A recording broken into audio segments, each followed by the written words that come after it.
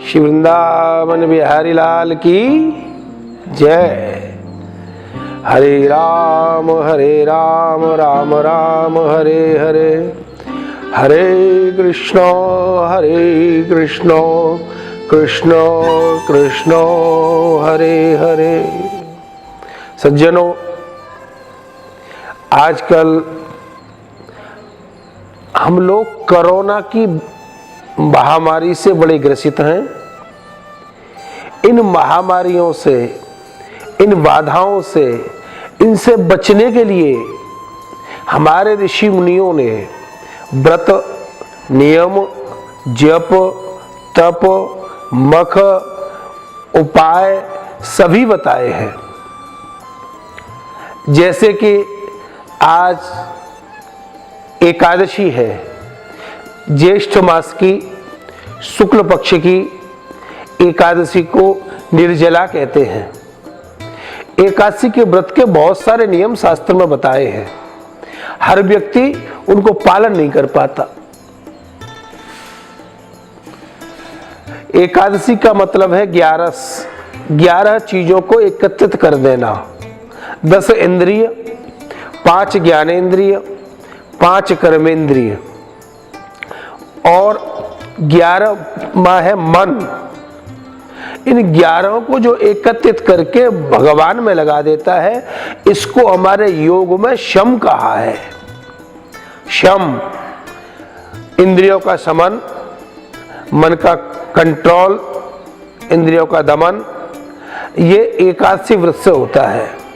जिसमें आज की एकादशी बड़ी ही महत्वपूर्ण एकादशी है, जिसके बारे में मैं तुमको बता रहा हूं।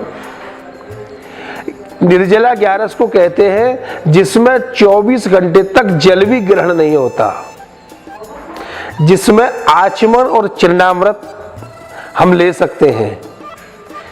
उसके अलावा जल ग्रहण भी नहीं किया जाता, इसलिए इसको निर्जला एकादशी कहते हैं।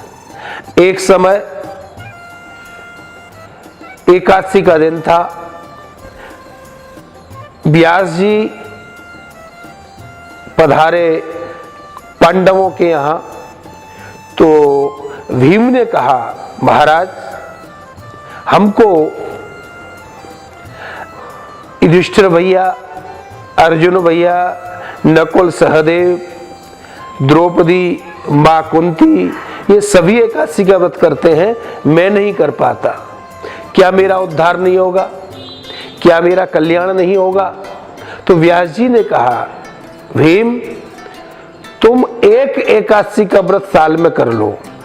साल में 24 एकादशी आती है, हर पक्ष में एक एकादशी आती है, और जब अधिक का महीना होता है तो अधिक मास में 2 एकादशी बढ़ जाती हैं, तो ये एकादशी साल में 26 हो जाती है।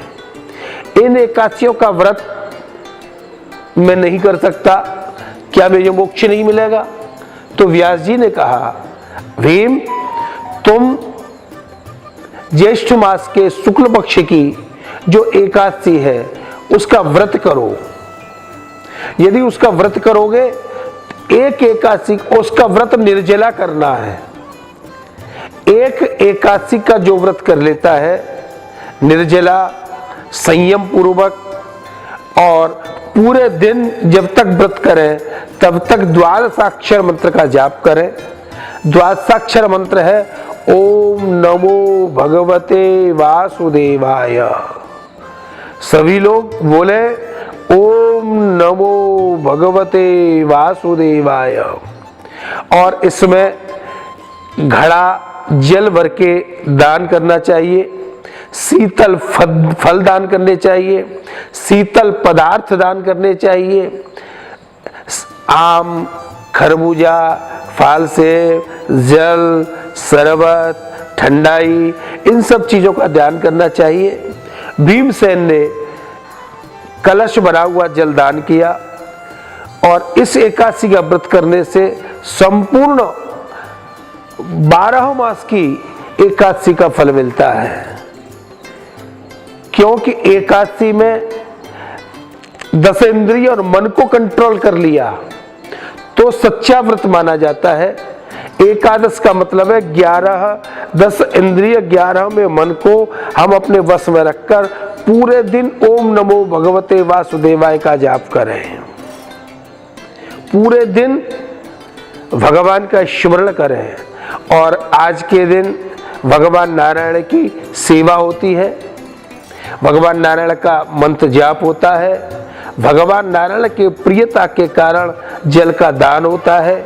जो इस एकादशी के दिन जल दान, फल दान, शरबत दान करते हैं और स्वयं दूसरों को तो शरबत पिलाते हैं, दूसरों को तो फल खिलाते हैं, लेकिन स्वयं निराहार रहते हैं, तो जो निराहार रहते हैं उनको पूर्ण समस्त 24 एकादशियों का फल एक एकादशी का व्रत करने से मिलता है।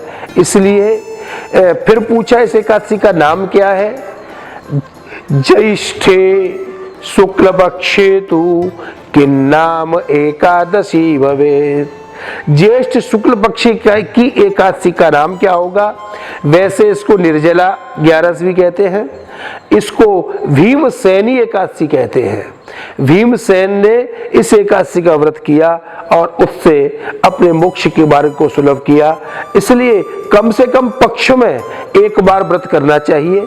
वैज्ञानिक दृष्टि से भी सोचें तो एक दिन अन्न न खाकर हमको अपनी आंतों को, अपने लिवर को रेस्ट देना चाहिए, जिससे बड़े अनुकूल प्रभाव पड़ते हैं। पॉजिटिव थिंकिंग हमारी बनती है। जो कोई भी इस व्रत को करते, कराते, कथा श्रवण करते हैं, उनको भक्ति प्राप्त होती है और मोक्ष प्राप्त होता है। जय श्री कृष्ण।